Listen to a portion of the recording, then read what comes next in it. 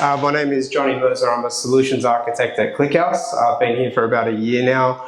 Here to do a little bit of an intro. This is our first meetup in Auckland, so thank you for everyone for attending.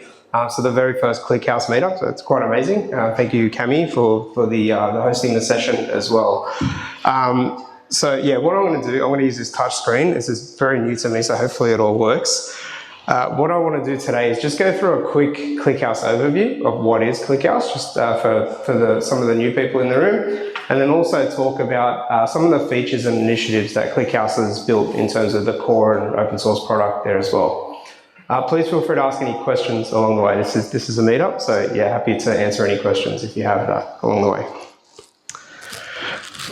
All right, it works. Okay. So ClickHouse, what is ClickHouse? ClickHouse was built back in 2009, and it was built really to solve a problem around clickstream analytics, and that's actually where the name came from, clickstream data warehouse. So it was really there to solve very fast analytical workloads, to run very fast aggregations, to run sort of use cases like abandoned shopping cart, or run aggregations against all of the click streams coming through. And it was really built because there was no database at the time that could handle that sort of throughput. It is an OLAP database, which we will talk about in the demo, but obviously that was not really built for aggregations. Typically, when you start off building applications, you'll use a Postgres type system, and it's great for transactional workloads. But as you want to run analytics, that's where it tends to not scale to be able to run analytics on OLTP databases like Postgres. And that's really why ClickHouse was created. So it was created back in 2009, and in 2016 was given back to the open source community.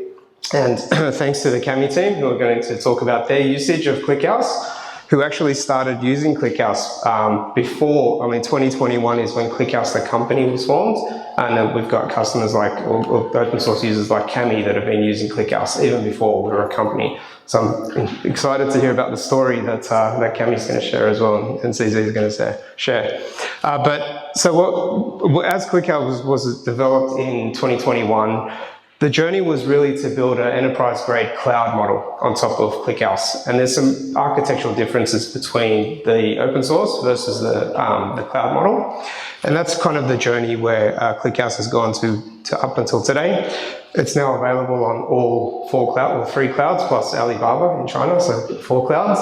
And that's using the ClickHouse cloud binary there. Cool. Okay, so what is ClickHouse?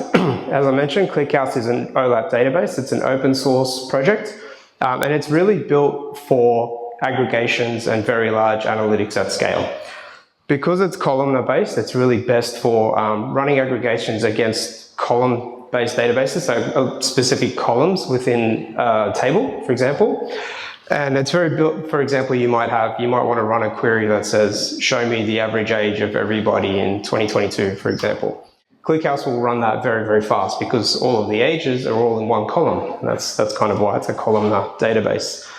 It's also highly distributed. So you can have like a multi-master type approach as well, where you can distribute ClickHouse across multiple geolocations as well. So highly distributed architecture. It is widely used in a lot of applications, probably that you're familiar with as well. So very large social media companies and large companies are using ClickHouse to power their analytics. And yeah, it's an OLAP database. So it's built for aggregations at scale. It's built to visualize those aggregations, and mostly for analytics is what it was really built for. Cool, okay. So ClickHouse started in 2009 really around the clickstream analytical workloads. But it kind of evolved, and as customers started to use ClickHouse for the clickstream data, they also started to realize that the compression that they got from ClickHouse was quite good. And the next sort of evolving use case was around logging, metrics, and traces. So being able to use ClickHouse to store large amounts of logs in the database, which would basically compress that data quite well and provide a very efficient logging platform for search and observability and traces.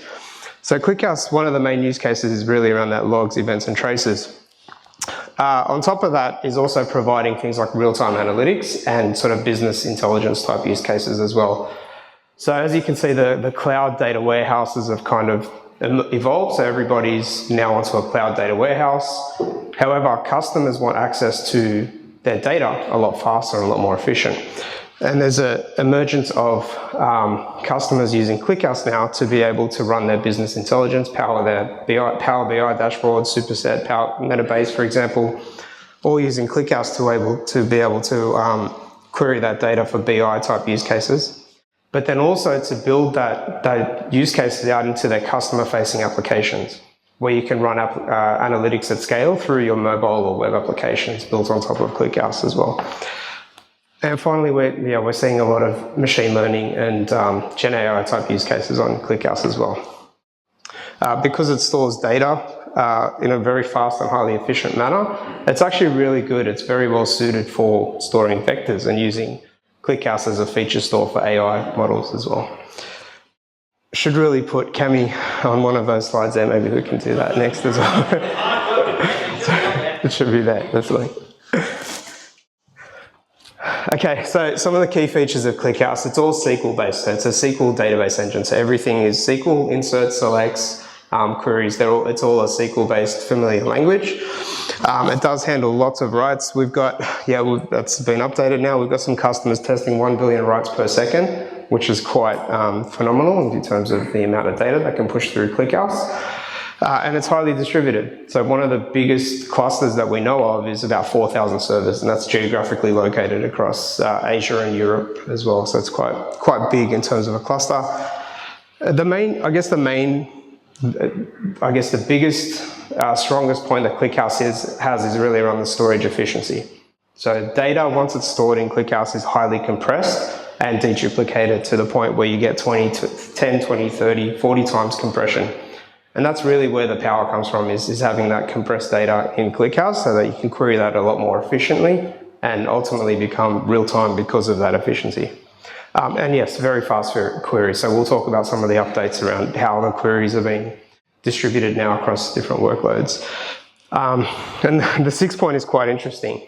Initially, when it was built, it wasn't really built for joins and lookups. It was just an OLAP database, a big flat table. However, throughout the years, as ClickHouse has started to grow and started to do some, data warehouse type workloads, the use cases for joins has greatly increased. And there's a lot of improvements and functionality that's been released for ClickHouse to run joins very, very effectively and efficiently. Okay, I won't get too technical, but just wanted to share this example. I know it's how you create a table in ClickHouse, but there's actually quite a lot in here. It's very similar to, kind of similar to standard SQL on how you would create a table.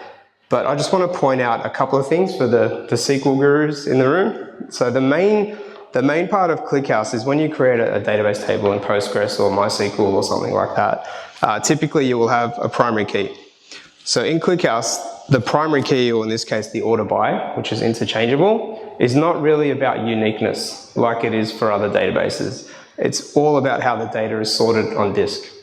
So for example, the order by, when you're running a query, so think of if you're within a dashboard and you want to search for something within a dashboard, in this particular scenario, you want to make sure that city is the first thing that you search in your dashboard. Because what ClickHouse will do is it will automatically index the data from left to right, and it will say, okay, I need to look for my city first, then I can find my name, and then I can find the created by within ClickHouse. And that's really what it's all about. How is the data sorted on disk? And disk is probably the most important part of ClickHouse. So that's the main thing. The engine's called merge tree. That's based on a log structured merge tree within ClickHouse, but it's all about how the data is sorted. Some other really cool functionality that you can do in ClickHouse, so you can work with arrays, for example, which is quite good and powerful, very user-friendly. Things like working with JSON. There's actually a new JSON type that was just released as well. So with ClickHouse, what it does is it will automatically take that attribute column on insert, and it will automatically structure the JSON as it comes through and write that in the correct data type on disk. So when you query that data, it's already been extracted correctly. So quite powerful feature there. So that, yeah, there's other engines as well, things like replacing merge tree for handling duplicates and updates and deletes, for example, and then running real-time aggregations as well, which is quite cool. That's actually a really powerful engine, this one here called aggregated merge tree. So you can run that on insert, where let's say you're inserting into the customer tables and you want to run a real-time aggregate on the age. So every time you insert to the customer table, the aggregated merge tree will, on that insert, will go and run a sum of the average age, or an average age on that particular insert. So when you go to query that data, you don't have to reprocess that. It's already been done on the insert time, so it's quite powerful. Yes, and lots of integrations. There's close to 100 now different integrations with ClickHouse. I would say Kafka and S3 are probably the biggest ones, but there's quite a few integrations there. Okay, so a little bit on ClickHouse and inserts. ClickHouse is a batch-based system. So what it likes to do is it likes to receive as many rows as possible on your insert. So think of a CSV file. If you want to insert a CSV file, you don't want to insert one row at a time. You want to insert 1,000, 5,000, 10,000 rows all in one go. Because what will happen is ClickHouse will take that file and then it will write it to disk. And then every time there's a new file, it will take those two files and merge those together. And that's where the merge tree engine happens. So it prefers a batch, it is a batch-based system, and it prefers larger batches than smaller ones. The other thing is there's kind of a new feature called asynchronous inserts, where what ClickHouse will do is if you do want to insert row by row into ClickHouse of your CSV file, ClickHouse will store that value in memory until it hits a certain threshold, and then it will batch the data for you. Excuse me, I'm wondering how does ClickHouse handle the concurrency insert to the same partition? Yeah, good question. So with ClickHouse Cloud, so there's two different versions, but you can obviously you can have different partitions of the data, different shards. So when you insert the data, you will write to a distributed table, and then that will know which shard that it needs to write the data to. Yeah, if there's two queries, two inserts, inserting on the same query. Trying to multiply the same shard. In that case, how does it lock? I actually don't know. That's a good question. I don't know how it does that locking, but what it does do is every time there's an insert, ClickHouse will create a unique key, like a hash of every single insert, and then it will merge those two hashes together, or it will look at the hash and automatically do an insert deduplication. So if it sees the same insert and it has the same unique signature, ClickHouse will look at it and say that's already been inserted. It'll automatically dedupe the data. Okay. Is that the async thing? No, it's called insert deduplication is what it's called. It's a setting that you set in ClickHouse. There's probably other ways, but that's the main one that I can think of right now. Yeah. Good question. Cool. All right, so just some querying basics with ClickHouse. So ClickHouse is a columnar store. So you kind of want to avoid doing select star from table. That's really not what it's built for. That's going to return all the data, and it's going to be slow. It's not going to be the fastest query. It'll work, and actually it will work pretty fast, but it's not really what it's built for. It's also not really built for go and search where row ID equals XYZ. I mean, it will work. We do have lots of customers doing that already. But really the power of ClickHouse is the bottom one, where you want to say select the average of something, which is one big column, so one big CSV file column, for example, from the table where year equals 2022. That's what ClickHouse is really built for, that high-level sort of analytics to be able to run that data. Obviously, with the joins and the improvements and all of that coming out now as well, a lot of the select star from table will work better as well as some of these features come out. But what it's traditionally built for is to select something, the average of something from a particular column. Okay, so yeah, just on top of the standard select queries, the other powerful thing about ClickHouse is, well, first of all, you can save a query, so you can save it as a view. So if you've written a really long query and you want to save that query so you don't have to write it again, you can save that as a particular view, and then you can just replay that view. So just select view rather than rewriting a 200-line query again, for example. But really, ClickHouse is powerful when it comes to something called materialized views in ClickHouse, which is a little bit different to other databases. So a materialized view is a insert trigger. So you remember the customer table that I had earlier? As soon as you insert data into that customer table, if there's a materialized view in that particular table that's associated with the customer table, it will run that in real time. So for example, the view name is view, but let's say that table is from customer. It will select the average, whatever calculation it's doing, from customer table in real time and on insert. And then what it will do is it will write that to a destination table. So when you go and query that data, you query the destination table, which already has the summary done. The average has already been done. You don't have to recalculate that again. So that's quite powerful. But also, yeah, recently ClickHouse has also added a refreshable materialized view, which is basically a schedule like every other database. You can run it on a schedule or a cron job or something along those lines as well. So that's now available as well. Okay. All right. Just to touch on the architecture a little bit. So ClickHouse, as I mentioned, is a self-managed open source product. It's been around for a long time. It works really well on one big server. It's actually written in C++. You can have the biggest server in the world, you know, a terabyte of RAM, lots of CPU, and ClickHouse will perform very, very well just on one big server. It's actually built to scale up quite well and run queries very effectively. There's no like JVMs or anything limitations around that. It will use all the resources available on a particular server. However, if you do need to have sharding or you need to scale out and you need to have multiple replicas of your data, whether it's for concurrency reasons or redundancy, you might, in case you lose a server, with the open source model, you can set up tables in a similar way where you have this distribution and replication across your servers within your environment. And that's the standard model that is available.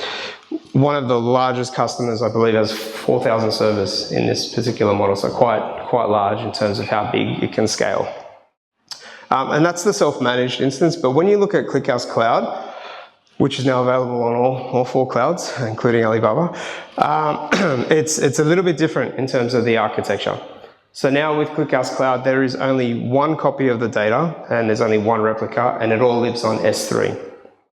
So all the data is written to S3 and then you can independently scale services between each other. You can scale up or scale down without having to manage any of the replicas or the shards within your environment. And that's kind of the fundamental difference between those two. Another question, sorry. Yes, that's good. At the bottom level, in which format the data is storing? Is that Parquet or any? Yeah, good question. ClickHouse has its own proprietary format, and that's where it does the compression and deduplication. You can see it all. You can log in and actually see the actual text file and things like that, but it does write into its own proprietary data with some metadata that's associated with the files as well. The metadata is what's synchronized across the ClickHouse servers in the cloud version. So the data is kind of locked with ClickHouse. We cannot use other engine to query this data. Correct. You can't. Once it's in ClickHouse, you can't use the data to query it. But however, in saying that, you can use ClickHouse to query other engines. So you can actually, one of the common use cases is to query Postgres directly. So there's functions to query Postgres or MySQL directly, pull the data into ClickHouse without inserting the data and run the aggregation. So that's one of the use cases.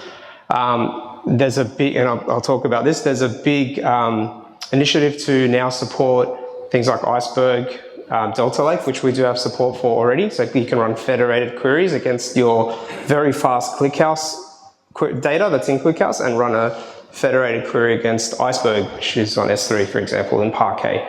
So that's something you can do right now, and there's lots of improvements coming in that space.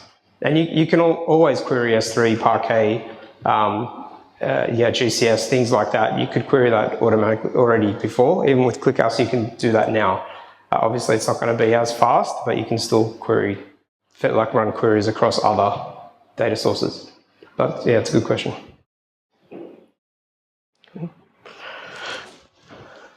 Okay, so Just quickly, I've got 2 more slides. This was like quite a few, but I've narrowed it down to 2 slides that I just wanted to talk about. So that was just a high-level intro to ClickHouse and what is ClickHouse. Just for the people that have used ClickHouse and the guys that have used it, I just wanted to touch on some of the initiatives and some of the roadmap item that is coming out for ClickHouse. There's only 2 slides, so I won't spend too much time on this. Okay, so this one, I need to go back over here for a second. So what is the roadmap? What's coming? So before I talk about what's sort of been delivered, what's coming in ClickHouse in 2025? So this is the roadmap. Alexei, the guy over here, he's the founder of ClickHouse. He's the guy that created the original ClickHouse, and he's still the main sort of contributor. He's very active. He's always building demos. Yeah, he's definitely very active in the community. He does a monthly call, doing a release call with ClickHouse. And this is kind of the roadmap that was put together. If I can share that there. So I won't go through all of it. And this is publicly available as well on GitHub, on the ClickHouse GitHub page. But you can see here that the big focus is really around data lakes. So it's really around Delta support, Iceberg support, having that sort of all of the different functionality that's needed to be able to support data lakes in ClickHouse. So everything from running things like in-memory cache for Parquet files, things like that, running materialized views on top of data lakes, which is really cool as well, without even inserting the data. Supporting things like the time travel for Iceberg and updates and deletes and all that different functionality is a key area for ClickHouse this year. So that's one of the top sort of 5 initiatives, is to provide Delta Lake or Iceberg support for ClickHouse. The next one is really, it's always about making the query engine better. So ClickHouse is a query engine, it's a SQL query engine, and there's lots of optimizations that always occur to make ClickHouse more faster, more performant. And as you can see here, every second word in there is join. So there's definitely going to be a lot of improvements on joins. It's already started with the new join analyzer or optimizer that's been released. So you can see that there's going to be quite a few improvements on how joins work in ClickHouse, which is going to be it's a very big focus of running that. The next part is really around data storage. So I think I mentioned that JSON type is now, it's still not in GA, but it will be GA in the next, I think, month or 2, maybe 3 months time, where the JSON type will actually be GA. And what that really does is allow you to kind of get the best of both worlds when working with JSON or unstructured data. So now you can put a blob of JSON in, and ClickHouse will automatically extract every single subcolumn and put it into the right data type for you at right time. So you don't have to do any of that processing when you're querying large JSON blobs. So that's absolutely going to be interesting. There's going to be updates, obviously, with lightweight updates and deletes. Just the way that ClickHouse handles updates and deletes right now is kind of an asynchronous process. So there's more improvements coming to that. So it will be more synchronous and more compliant in terms of updates and deletes. And some of the other 2 really exciting ones are production-ready full-text search. So being able to do like a Lucene type index on top of ClickHouse, where you can run full-text search. You can do that now, it's in experimental stage, but making that GA is a priority. And also the vector similarity index, I believe it's called. So that's the vector store index on top of ClickHouse as well. So getting that production ready is also another initiative for this year. And there's quite a few other things. Another one that's interesting, which I probably didn't touch on, is if anyone's using ClickHouse for metrics, having things like PromQL support. Sorry, I'll just move over there. This is like a huge roadmap for 2025. How many engineers does software engineers work on? I don't know, but they don't sleep. They're always up. They're always. Is it like hundreds or is it thousands? I actually don't know the number. It's a very specialized skill set. It's mostly C++. It's a very big roadmap. It's already started. We're going to try to achieve that. Obviously, it's on the roadmap, and it's something that working towards. I think join support is going to be the big one. That's the one that we're definitely doing. PromQL support, actually, I saw some of the comments in there. Alexei in there basically said that we're going to try and do it by the end of the year, so hopefully we can do that, or H2 this year. But it's a good question. I don't know the answer to that. A very good question.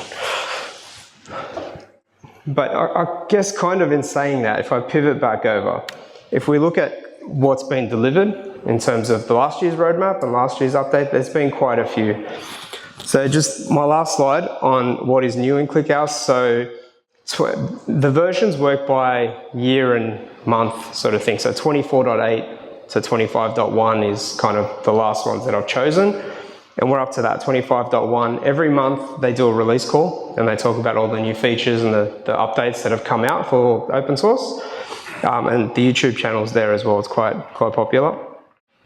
So yeah, some of the new features that has come out.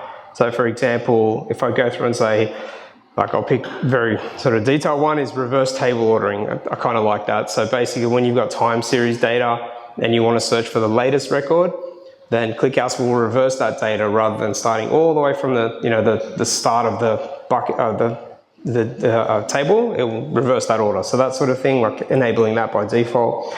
There's quite a few little features that come out very quickly. There's a lot of performance improvements. It's all around joins.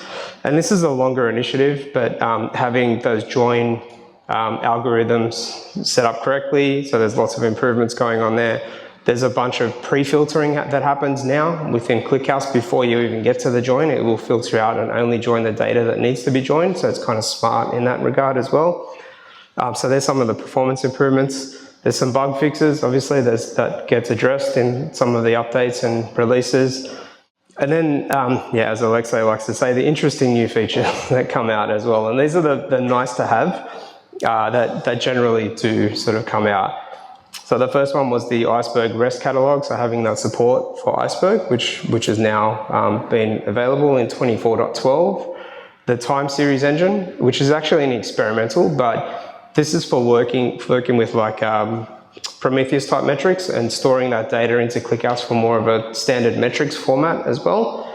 And then there's refreshable materialized views, which came out on ClickHouse Cloud and JSON type, for example. And so the last one that I want to touch on is from integration perspective is having things like Postgres CDC. So that's just gone beta right now, where you can have direct Postgres CDC into ClickHouse. And I believe there'll be others, including MySQL and some other ones coming out shortly after as well. So hopefully that, I'm not sure, but yeah, we try our best to get as many features out and obviously put some effort into the roadmap and see what is in demand and what everyone wants to do from all of the tickets that are raised and the issues that are raised in GitHub. Okay. That's all I had. So I just want to say thank you for listening to me for the last 40 minutes. And yeah, I'm not sure if there's any questions. Happy to answer questions.